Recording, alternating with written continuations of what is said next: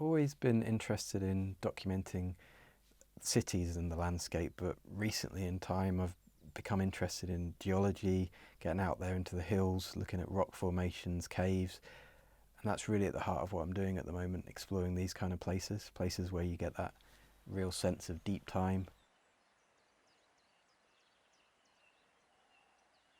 When I'm out photographing, I don't just photograph on my large camera, my SLR. I also photograph on my phone, and they kind of bounce off each other almost. Sometimes my phone makes me notice more. Sometimes a quick picture on that and I'm like, wow, that is an interesting composition, there's interesting forms there.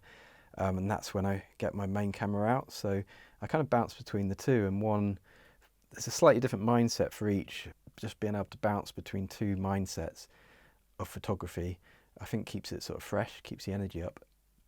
When I'm out shooting, I take lots of photographs of the same view. I move the camera around, I collect lots and lots of information, almost creating a library of photographs for each picture, which I then, back in my studio, sit down, spend some time with, build them together using digital post-production, bring in sometimes as many as 200 images together to make one final kind of very detailed composite.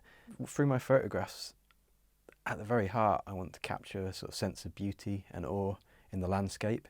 That might be down to the composition, that might be down to the landscape I'm exploring. That's always at the heart, but that can mean different things. It doesn't always have to be that kind of golden hour, sunset, sunrise. There can be beauty in the middle of the day, there can be beauty in the rain. Just this sense of sort of connection with nature through these kind of well-composed landscapes, and that sense of awe, the sense of the sublime.